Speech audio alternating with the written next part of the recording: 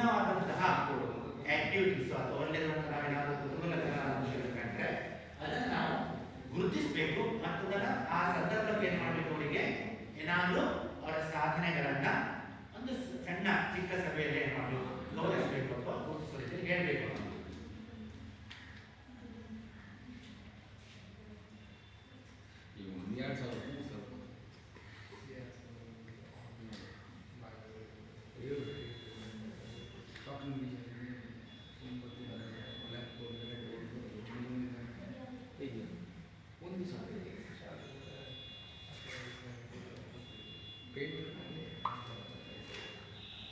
ಅಂತಿಮ ಸಲಿಕೆ ಎಲ್ಲ ಆದ್ಮೇಲೆ ಕೊನೆಗೆ ಸ್ಟ್ಯಾಟ್ಸ್ ಅಲ್ಲೇ ಇದು ಕೊನೆಗೆ ಅಂತಿಮ ಸಲಿಕೆ ಅಂತ ಅಲ್ಲೂ ಒಂದು ಚಿಕ್ಕ ಕ್ವಶನ್ ಪೇಪರ್ ಬರ್ತದೆ.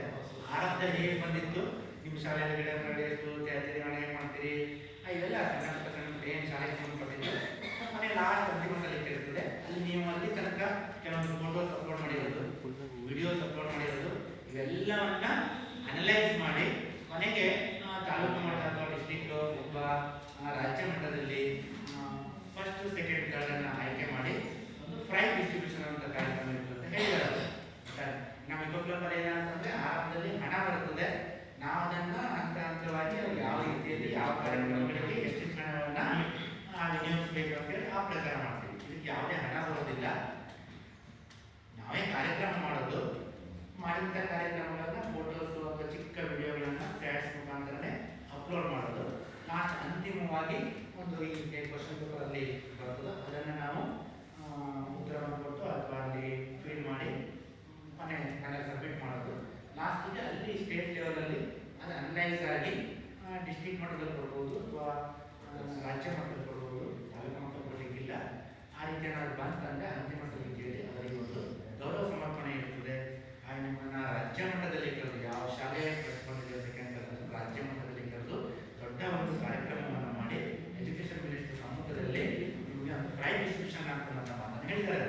ಈಗ ಪ್ರೈಜಿಗೋಸ್ಕರ ಅಂತಲ್ಲ, ನಮ್ಮ ಎಲ್ಲ ಒಟ್ಟಾರೆ ಕಾರ್ಯಕ್ರಮಗಳ ಜೊತೆಯಲ್ಲಿ ಈ ಒಂದು ಕಾರ್ಯಕ್ರಮವನ್ನು ಶಾಲೆಯ ಒಂದು ಭಾಗ ಅಥವಾ ನಮ್ಮ ಶಾಲೆಯನ್ನು ಅಸಮಯವಾಗಿ ಮಾಡಲಿಕ್ಕೆ ಏನಾದರೂ ಒಂದು ಕಾರ್ಯಕ್ರಮಗಳು ಬೇಕು ನಮಗೆ.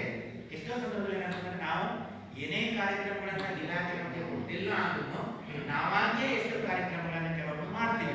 ಅದು ಅನುಷ್ಠಾನಾಧಿಕಾರಿ ಆಗಿರ್ಬೋದು ಅಥವಾ ಬೇರೆ ಹಂತ ತನಕ ಬೇರೆ ಬೇರೆ ಅನುಷ್ಠಾನಾಧಿಕಾರಿಗಳನ್ನು ಮುಂದುವರೆಸಿ ಇರ್ಬೋದು, ಅದು ಯಾವುದೇ ಸಿಆರ್ಗಳು ಏನೇ ಅವ್ರ ಬಗ್ಗೆ ವಿಶೇಷ ಕಾಳಜಿ ಕೊಟ್ಟಿಲ್ಲ ಅಂದ್ರೂ ಆ ಶಾಲೆಯಲ್ಲಿರುವ ಶಿಕ್ಷಕರು ಅವರಾಗಿ ತಾವಾಗೇ ಮಾಡುವಂಥ ಕಾರ್ಯಕ್ರಮಗಳು ಅಂತ ಶಿಕ್ಷಕರು ಎಷ್ಟೋ ಜನ ನಮ್ಮಲ್ಲಿರ್ಬೋದು. ಕೆಲವೊಮ್ಮೆ ಇವನ್ ಕಮಿಷನರ್ ಲೆವೆಲ್ ತನಕನೂ ಹೋಗ್ಕೊಂಡು ಇದನ್ನು ಮಾಡಬೇಕು ಅಂತ ಹೇಳಿದಾಗ್ಯೂ ಆ ಶಾಲೆಯಲ್ಲಿ ವಿಶೇಷವಾದಂತಹ ಬದಲಾವಣೆಗಳು ಆಗದೇ ಇರುವಂತಹ ಸಾಧ್ಯತೆಯೂ ಇರ್ಬೋದು. ಎರಡೂ ಇರ್ತವೆ. ಹಾಗೆ ನಾವು ಪಾಸಿಟಿವ್ ಆಗಿ ಯೋಚನೆ ಮಾಡೋಣ. ಎಲ್ಲ ಶಿಕ್ಷಕರಿಗೆ ಕೆಲವೊಮ್ಮೆ ಆ ರೀತಿಯಾದಂತಹ ಅವಕಾಶ ಸಿಗದೇ ಇರ್ಬೋದು. ಕೆಲವೊಮ್ಮೆ ಗಿಡಗಳನ್ನ ಬಹಳ ಬೆಳೆಸಬೇಕು ಅಂತ ನಾವು ಎಷ್ಟೋ ಸಲ ವಿಸಿಟ್ ಹೋದಾಗ ಫಸ್ಟ್ ತೋಡ್ಕೊಳ್ಳುವಂತ ಅಲ್ಲೇನಂದ್ರೆ ಸರ್ ಎಲ್ಲ ನಮ್ಮಲ್ಲಿ ಗಿಡಗಳನ್ನ ನೆಡಲಿಕ್ಕೆ ಗ್ರೌಂಡೇ ಇಲ್ಲ, ಕೆಲವೊಂದು ಕಡೆಗೆ ಗ್ರೌಂಡ್ ಇದ್ರೂ ಕಾಂಪೌಂಡ್ ಇಲ್ಲ, ಕಾಂಪೌಂಡ್ ಇದ್ರೂ ನೀರು ವ್ಯವಸ್ಥೆ ಇಲ್ಲ.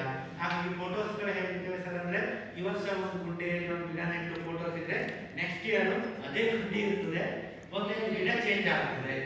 ಈಗೆಲ್ಲ ಸಮಸ್ಯೆಗಳು ಬಹಳ ಇದೆ. ಬಟ್ ಅಟ್ಲೀಸ್ಟ್ ನಾವು ಇವೆಲ್ಲವುಗಳನ್ನ ಶಾಲೆಯ ಶಿಕ್ಷಕರಿಗೆ ಹೇಳಿದಾಗ ಸಾಧ್ಯತೆ ಇರುವಂತ ಕೆಲವೇ ಶಿಕ್ಷಕರು ಅದನ್ನ ಮಾಡಿದ್ರು ಅದು ಕಾರ್ಯಕ್ರಮ ಯಶಸ್ಸಾಗ್ತದೆ ಅನ್ನೋದನ್ನ ಒಂದು ಭಾವನೆಯನ್ನು ನಾವು ಎಲ್ಲ ಅನುಷ್ಠಾನದಲ್ಲಿ ಇಟ್ಕೊಳ್ಳೋಣ. ಇದು ಅಂತಿಮ ಸಲಿಕೆ. ಇಲ್ಲಿಂದ ನಂತರ ನಮ್ದು ಏನಾದರೂ ಒಂದೇನೇ ಆಗಿದೆ. ಈಗ ನಾವು ಟೈಮಿನ ಅಭಾವದಿಂದ ನಾನು ಹೇಳ್ತಾ ಹೋಗಿದ್ದೀನಿ. ತಮ್ಮ ಏನಾದರೂ ಅಭಿಪ್ರಾಯಗಳು, ಅದೇ ಸರ್ ಏನಾದ್ರು ಅಭಿಪ್ರಾಯಗಳು, ಏನಾದ್ರು ವಿಷಯಗಳು ಅಂದರೆ ಒಂದು 5 ಮಿನಿಟ್ಸ್ ಅಲ್ಲಿ ಯಾಕಂದ್ರೆ ನಾವು ಇಲ್ಲಿ ತಗೊಂಡಕ್ಕೆ ಹೋಗ್ಬಿಡೋಣ.